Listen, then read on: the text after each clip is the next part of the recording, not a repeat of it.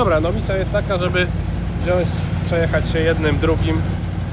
Chevy Dodge'a to wszyscy dobrze znają, ale chciałem się przejechać Chryslerem, przejechać się Continentalem i opowiedzieć, co tutaj było robione, zarówno przy jednym, jak i przy drugim. Zmontować takie fajne filmy po czasie, bo renowacje były przeprowadzone tego auta chyba 5 lat temu albo lepiej, a Chryslera to chyba z 7 nawet.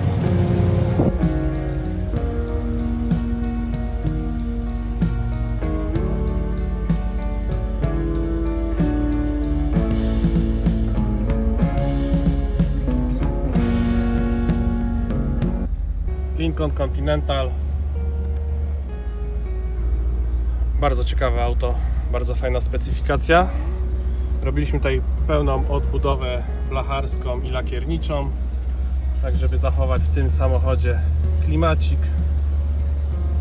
Zaraz sobie gdzieś tutaj staniemy, obejdziemy go dookoła, no i opowiem, co tutaj przy nim było robione.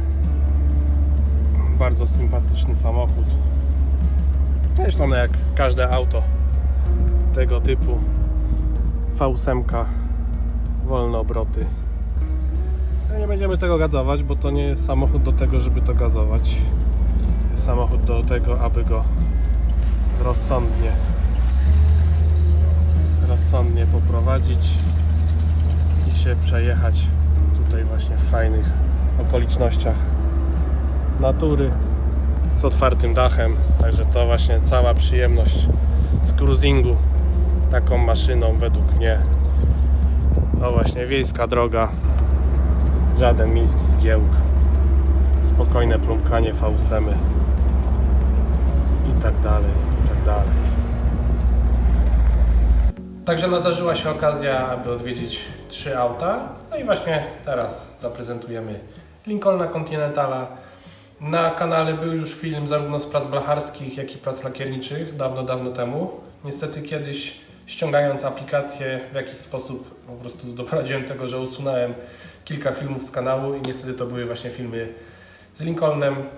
Natomiast teraz będę chciał opowiedzieć Wam mniej więcej, co było przy tym samochodzie robione i posiłkować się też zdjęciami. Także zaraz zaprezentuję cały proces odbudowy, jaki wykonaliśmy przy tym samochodzie.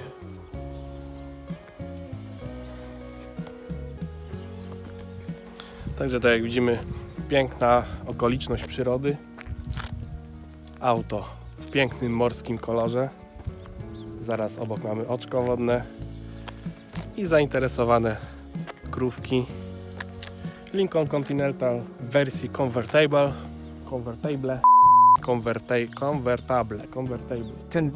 Czterodrzwiowe cabrio. Niesamowity samochód. W samochodzie zrobiliśmy, tak jak już wspominałem, renowację lakierniczą i tu pokażę, na czym ona polegała. Samochód przyjechał ze Stanów, miał być w bardzo ładnym stanie blacharskim, ale wiadomo jak to jest z autami, które przyjechały ze Stanów. Ten ładny stan blacharski czasami jest przykryty tonami szpachli, no i tutaj nie było inaczej tutaj w tym przypadku. A i tutaj całe te fragmenty tutaj zmuszony byłem dorobić od podstaw. Tutaj w tych miejscach, jak skuwaliśmy szpachlówkę, to było kilka centymetrów szpachli, tam chyba 3 cm nawet w największych punktach.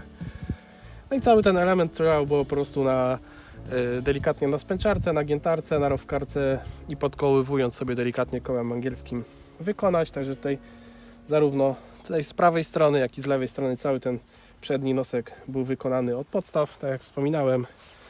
Tutaj też dorobiliśmy dół błotnika z jednej, jak i z drugiej strony. I tak samo z prawej, jak i z lewej wykonaliśmy całkowicie od podstaw tutaj te nadkola. Od podstaw trzeba było wykonać nadkola tylne, ponieważ ten samochód te nadkola miał skorodowane, naprawione w sposób niefachowy. Tu rzucę zdjęcie. No i też te nadkola nie miały oryginalnych kształtów, więc trzeba było wykonać od podstaw na spęczarce kole angielskim. Widać, auto jest użytkowane, także no zdarzyły się już pewne sytuacje z tego co widzę nieprzyjemne. No ale przy takim gabarycie naprawdę manewrowanie, jeżdżenie tym samochodem, no to nie jest łatwa rzecz. Wymaga to trochę, że tak powiem, wprawy.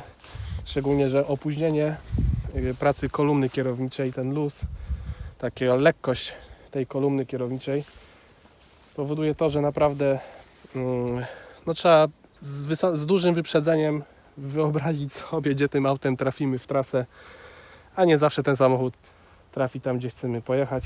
No dobra, odpalmy sobie go jeszcze raz i się jeszcze kawałek przejedźmy tutaj tymi drogami. No.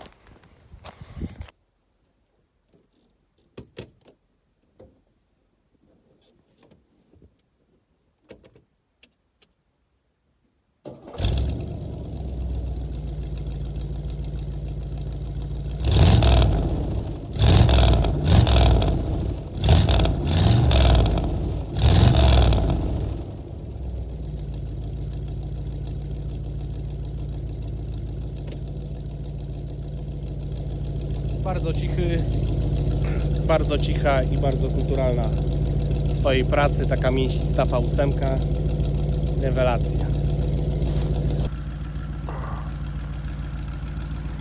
To jedna z największych ciekawostek tego modelu, to jest Suicide Doors z tyłu, także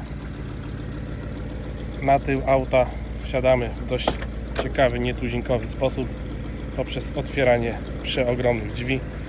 One też są strasznie ciężkie. Teraz na wzniesieniu to ciężko mi będzie.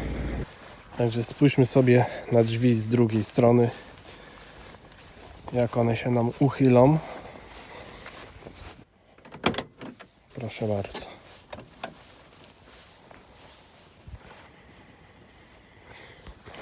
No i w taki sposób możemy się po prostu w sposób elegancki wpasować do tyłu i naprawdę komfort jazdy w takim samochodzie jest niesamowity. Chociaż zaskakująco tutaj miejsca wewnątrz, jak na taki samochód, nie mamy dużo. Jest on ogromny. Tego miejsca mamy sporo, że się możemy porządnie rozsiąść, no ale jednak nie oszukujmy się, ogromną część tutaj przestrzeni, długości tego auta zajmuje nam składany dach. I tu podkleję filmik, jak ten dach chodzi.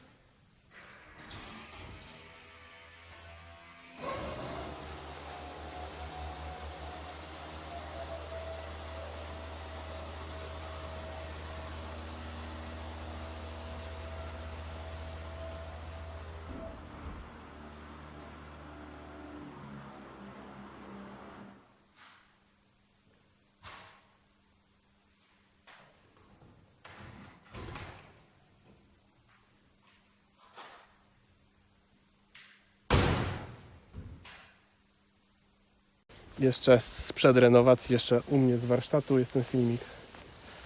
No. Także tak to się prezentuje. I zróbmy sobie tutaj taki POW nagrywany ręką. Ale może komuś się spodoba taka forma nagrania. Dobra, przykręcamy stacyjkę. Auto zapala od strzała.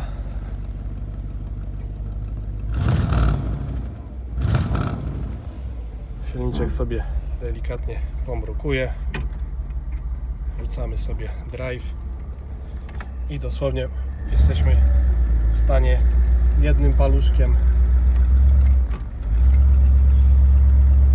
kręcić kierownicą, a auto po prostu płynie. Po prostu płynie sobie po drodze. No nie jest potrzebna żadna większa prędkość do przemieszczania się tym autem. Wręcz przeciwnie nawet.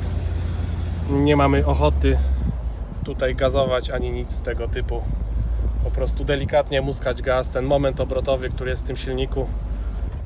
Auto nie posiada pasów bezpieczeństwa, więc zgodnie z prawem nie musimy ich zapinać, skoro ich nie ma. Wjeżdżamy sobie na drogę publiczną.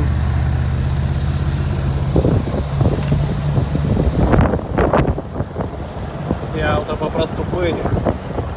Płynie tak, że się człowiek rozpływa. Jacht połączony z czołgiem. Takie odczucia, można powiedzieć. Zawieszony w pierzu. Trzeba znaleźć gdzieś miejsce do zawrócenia, a to jest przecież prom. Statek wycieczkowy. Po prostu wycieczkowy statek. Jest to Lincoln Continental czwartej generacji, produkowany od 1961 roku do 1969 roku. Prezentowany egzemplarz jest z 67. Jest to czterodrzwiowe cabrio. Mierzy ono 5611 mm, czyli grubo ponad 5,5 metra. Mamy 2024 mm, jeżeli chodzi o szerokość, czyli ponad 2 metry. No i masa 2 tony 600 kg. Jest to przedostatni lift tej generacji, wyposażony w silnik 452 cale, czyli 7,6 litra. I to jest połączone z 3-biegową automatyczną skrzynią biegów. Silnik ten dysponuje mocą 340 koni mechanicznych. To właśnie Lincolnem Continentalem jechał JF Kennedy. Co prawda przedliftową wersją, ale właśnie dokładnie takim Lincolnem Continentalem w prezydenckiej wersji, czyli troszkę bardziej wydłużona była, ale właśnie z tak otwartym dachem jechał w momencie, kiedy dosięgły go wiadomo co i zrobiły z nim też wiadomo co. No niesamowita historia, niesamowite auto, wiążą się z nim niesamowite historie. W ogóle koncepcja zbudowania gigantycznego cabrio, które jest czterodrzwiowe, do tego ma jeszcze drzwi suicide doors, czyli tylne drzwi otwierają się w przeciwnym kierunku, w kierunku przeciwnym do jazdy. No to jest coś nietypowego, czyli auto z lat 60., a takim klimatem nawiązującym do tej golden ery lat 20., 30., kiedy budowano auta, po prostu firmy karoseryjne zabudowywały podwozia dla ekstremalnie luksusowych samochodów marek i wtedy właśnie powstawały takie cuda. Dobra, tu musimy się zmieścić w bardzo wąskim skręcie razem z busem. To będzie problematyczne. No i dobra, schowałem telefon, bo jechały auta za mną, jechał ten bus i trzeba było tu skręcić, więc nie szło. Musiałem podjechać do przodu, przepuścić busa, wycofać się.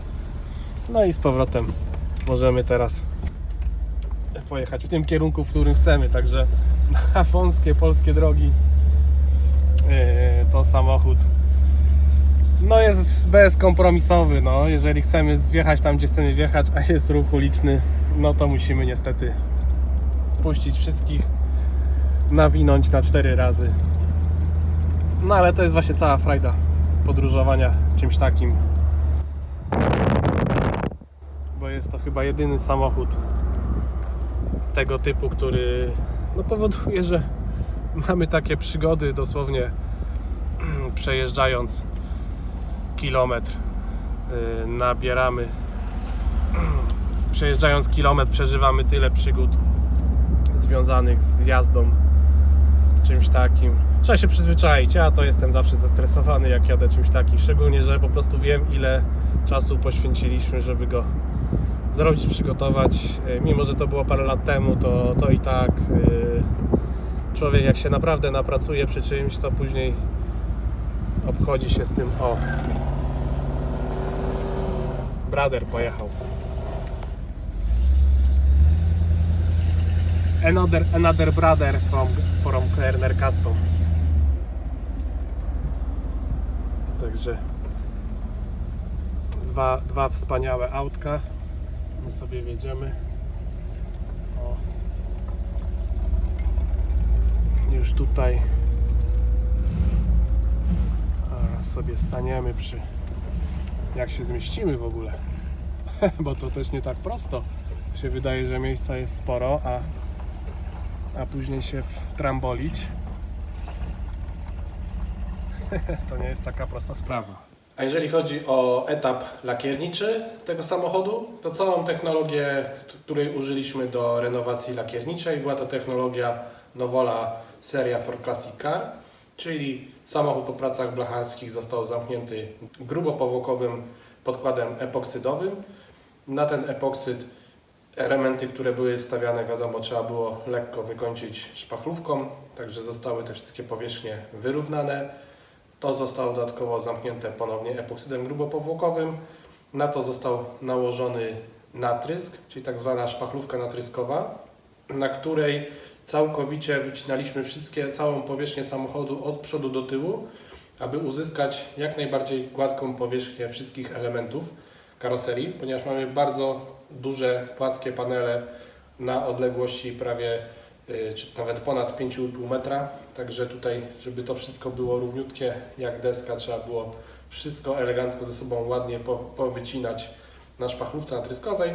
To zostało zamknięte izolator primerem, też epoksydowym, no i na to wjechała baza specjalnie dobrana pod to, co było na samochodzie, ale też dobrana tak, żeby troszkę ten kolor jeszcze podkręcić, także myślę, że wyszło to bardzo ciekawie. No i na koniec wszystko zostało przykryte lakierem bezbarwnym, też z serii For Classic Car, tak zwanym CRS-em, czyli lakierem z bardzo fajną głębią, dzięki czemu bardzo fajnie wyciągnięta jest ta baza i no myślę, że wygląda to rewelacyjnie. Szczególnie, że minęło już kilka lat, a auto dalej prezentuje się według mnie fantastycznie.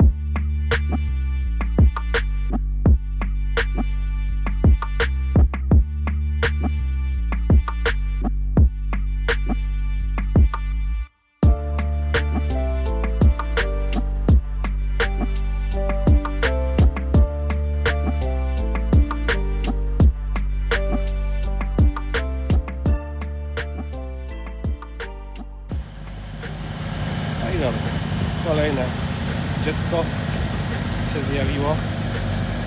Także 1, 2 i 3. 3 produkty.